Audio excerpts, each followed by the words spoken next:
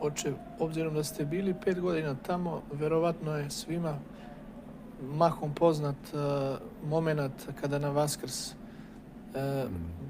događa se jedno neobjašnjivo čudo za ljude, da se plamen širi. Jeste prisustvovali možda to? Nešto što je nematerijalno doživljavati kao materijalno. Jesam.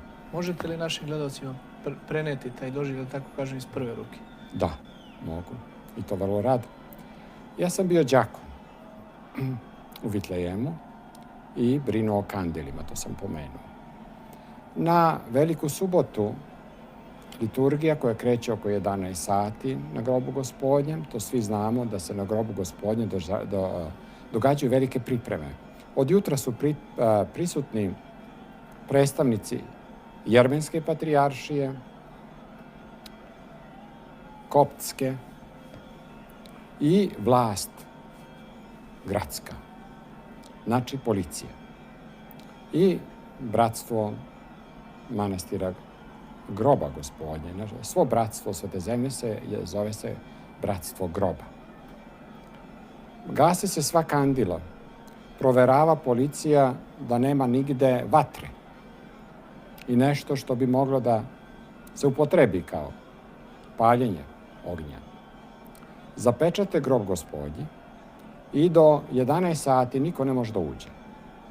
Svečano tada patrijarh silazi praćen kavazima i narodom i zvonima na grob Gospodnji, gde oblači samo stihar. Počinje liturgija sa večernjom, poznata svima. Patrijarha uvode, opečate grob i uvode u grob Gospodnji, uz prisustvo onih o kojima je reč bila, i dodaju mu se 2 svežnja sveća, po 33. I on je tamo. Zatvaraju se vrata od groba Gospodnja. Kako je njemu, to mi nismo znali.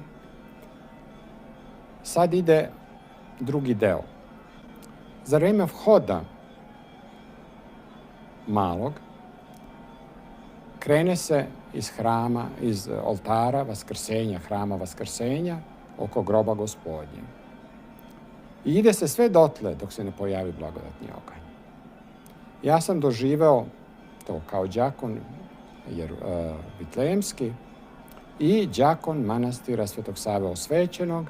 Imaju tu čast da budu pored samog groba sa fenjerima, ja u đakonskom stiharu, a i Svetog Save Osvećenog je monah bio, tako da on bio samo sa panom. Držimo fenjere i čekamo. I doživeo sam da patrijarh iz groba viče: molite se i dalje.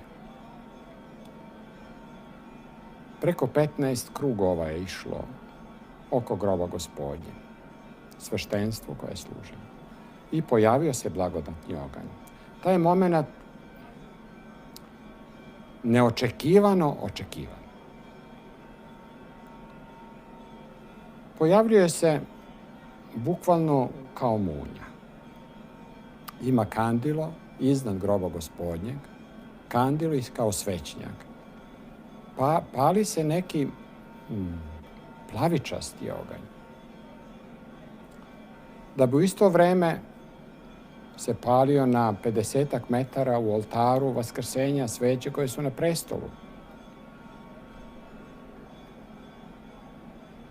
Patrijarh se pojavljuje sa svećama upaljenim, to su buktinje. Mi uspevamo samo onako uzrujani, zbunjeni, da otvorimo fenjer, da nam upali sveće u fenjer.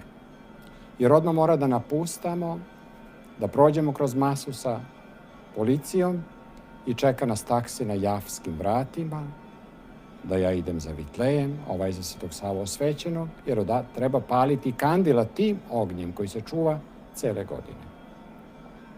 Ja što sam vidio, pošto sam bio ulezeći u grob, spoljna vrata, predverje groba Gospodnjeg, gde se anđeo javio, sa leve strane.